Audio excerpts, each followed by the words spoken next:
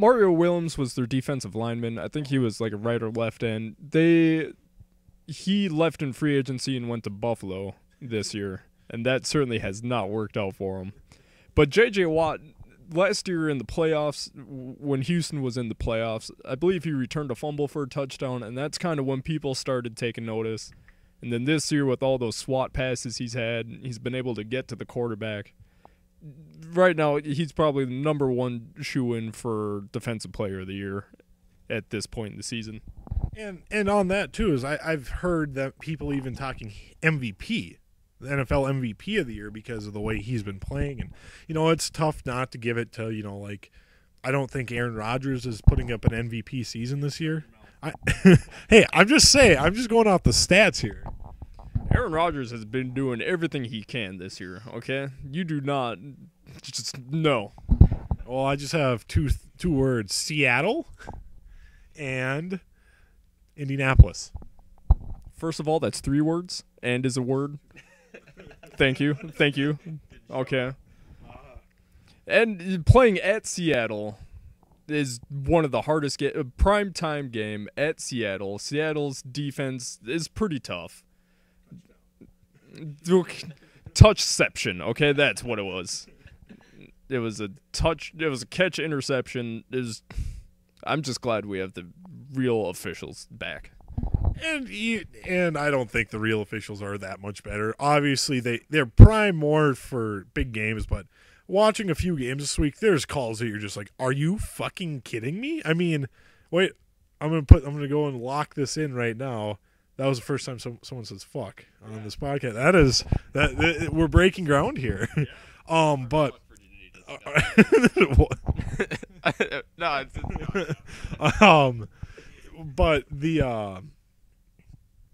but watching a few games, I think it was this past weekend, I want to say Denver returned a punt for a touchdown, and right as he was on the 1 yard line, and he was like, oh, I'm in the end zone, and he threw the ball. Yeah.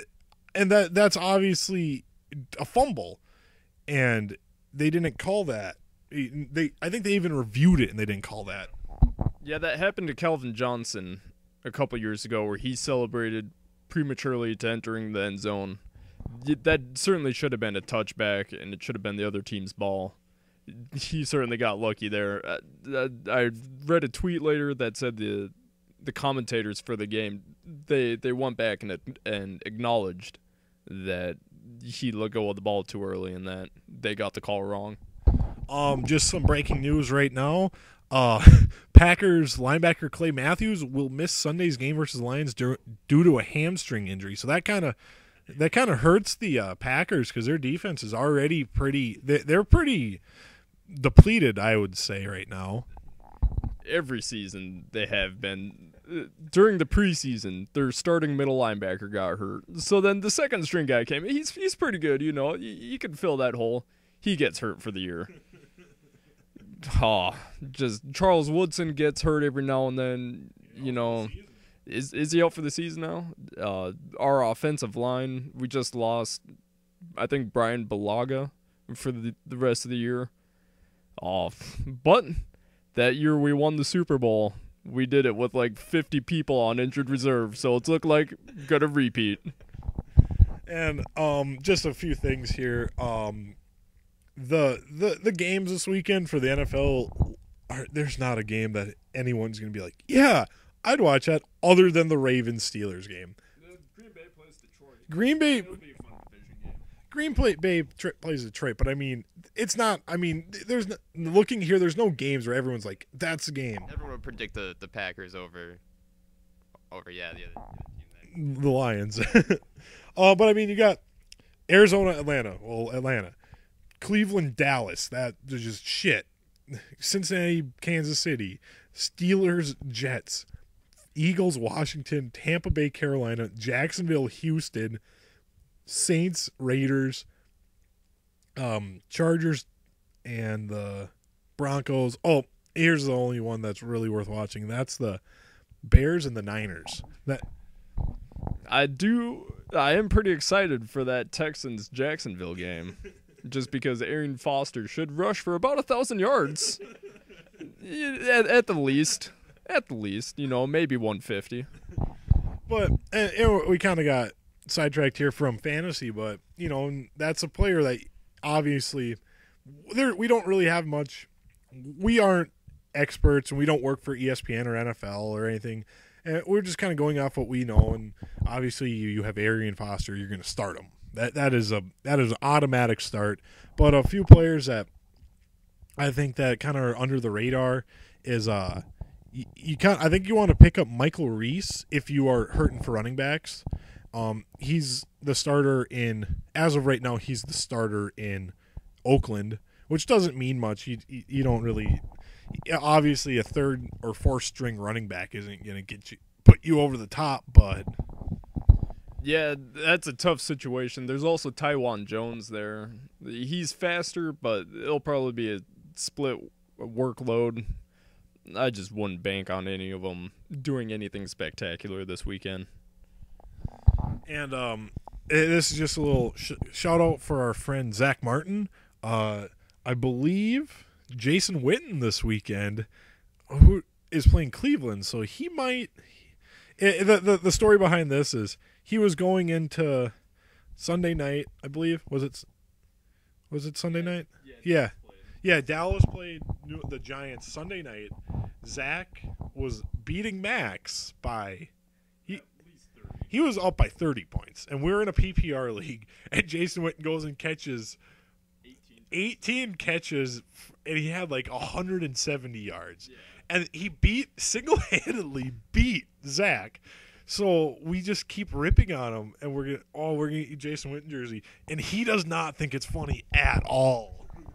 I don't see why. It's hilarious. I can't stop laughing at it.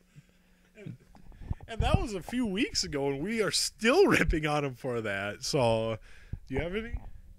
No, but that's a wound that'll never heal. Fish, I actually have to thank you for dropping Jason Witten in week 3 or 4. If I remember correctly, I told you to drop Jason Witten to pick up Kyle Rudolph. Which was at the time that was a good drop pick. Yeah, because Witten was hurt with his pancreas or kidney or something. He couldn't really have any contact. Rudolph was getting those red zone receptions. They were targeting him a bunch. Yeah, and I don't know, injuries like that just scare the hell out of me. And I just pick up Rudolph. Just first off, he's named after a reindeer, so that's got to give him something. And as the Vikings fan of the core, so I know he'll let me down when I really need him most. Yeah, that's the worst part is being a Vikings fan. You go into every week going, we're not going to win, and then they win. You're like, yeah, then your day is made. And see, I made the mistake of that being like, oh, the Vikings are going to win when they played Washington. And that whole day, I was not, the rest of the day, I was in a sour mood, to put it the best. I was worried going into that day. I was like, yeah, it's a free win. RG3's coming off a concussion. Don't even have to worry about him this week. And then he runs for 100 and some yards on us. Sat him in my fantasy league. Wow. But, few things here, and I'm going to kind of switch gears here. Another part of this podcast, we will discuss the NBA, and that is when we have another guest, Zach Martin, who couldn't be here with us today when he comes in. But I'll just kind of go over a few brief points here. The Minnesota Timberwolves are on fire right now, to say the least. They are beating teams pretty well, beating them, and he without Love or Rubio. I'm a big Timberwolves fan. The Suns are looking pretty good this year. I mean, they have a few, they're a young team in transition, but I could see them sneaking into the 8th seed for the playoffs. A few other teams here. Bobcats have about half the wins that they had last year were 3. I think they only won 7 games last year, and they were the worst team in the history of the NBA. Right now, and I do fantasy basketball, so if you play fantasy basketball and follow, if you have any player who is playing the Detroit Pistons, play them without thinking about it, because the Pistons are 0-8, and they just look horrible right now. Boston Celtics are doing great. Rajon Rondo is, I think, if he keeps up what he's doing now, and he'll go with an MVP type season, especially if he can get his scoring up. Indiana's hurt right now, especially with losing Danny Granger. Him being out really hurt them because they don't have another scoring option. Washington Wizards are bad. When John Wall gets back, they'll be good. The Houston Rockets are, I would say, a team that I would watch for, especially once they get their chemistry down with James Harden getting traded there from the Oklahoma City. They have, James Harden and Jeremy Lin, and Lin's only had he had a good few weeks last year, and that's not, if he's not that good, I don't think, but I think he's a starting caliber point guard in the NBA. I think the game to watch tonight would be the Miami Heat and the Los Angeles Clippers. If you just like watching a lot of good offense, because both teams, I don't think either team really is a great defensive team. The Heat are, I think the Heat were in the bottom 4 for a while this season. I think they moved it up, but I mean, there's going to be a lot of oops and fast breaks and just fun basketball to watch. The other thing too, this is something Max, who is a basketball fan. He's not a fanatic. Not a fanatic, just a fan. And his team is the Los Angeles Lakers, and he's been a fan of them forever. So he's not a bandwagon guy. He's pretty excited about this season, I believe. Yeah, not as excited as I was going to be with Phil Jackson at the helm, but still pretty excited. It's fun to see Kobe with Steve Nash and Dwight Howard out there. I was pretty bummed to see Andrew Bynum go, even though we did get Dwight Howard in place of him, but Bynum was just a monster on the court. And I think this year with the Lakers, the main thing, though, is right now Steve Nash is out. If you didn't know, I think he has a crack in his left femur. Something that it hurts, and especially for an older, it causes a lot of pain, especially for an older player like Steve Nash, who I believe he's 38 to 40. He's somewhere in there, and then after that, if Steve Nash went down, then they had Steve Blake, and now Steve Blake is out, and I don't even know who their starting point guard is. They don't have any bench players, so that's going to hurt them down the long run, especially when they play the San Antonio Spurs, I believe. Because the Spurs have, and Popovich is he manages those minutes like no one else.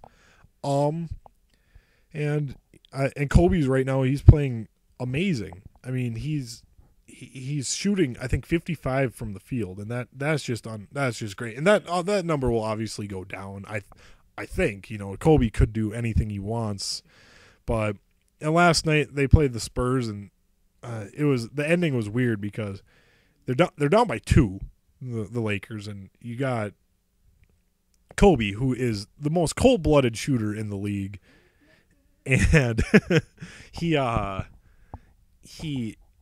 there was an out-of-bounds pass, a Meta World Peace, or Ron Artest was throwing it in, and he panicked, it looked like, and he threw it to Pau Gasol in the corner, and Gasol, I think he shot a 3, and after that, Kobe just went up to him and was like, "What the hell are you thinking, man? Like, what are you thinking?" So, well, if you like NBA, we'll divulge more into that, and we'll have a few podcasts. So, we'll have one. I think we're coming up here, and I kind of heard this on another podcast, but we might have a fantasy draft on movies, and each round is a different movie. So, like, say the first round is you pick the movie with a robot as a lead, or so that's what they use in this podcast. We'll think of different things so we don't Carlos Mencia and steal other people's great ideas. But we'll have that. We'll have a few more things to talk about next time. This is our first podcast, so we will think of a name soon. We don't have a name right now. That work in progress. That could be a name. That would be a good name. So. We're going to try and post this to YouTube. Follow us on Twitter and Facebook. And subscribe to us on iTunes. So have a great day, and thank you for listening. Bye.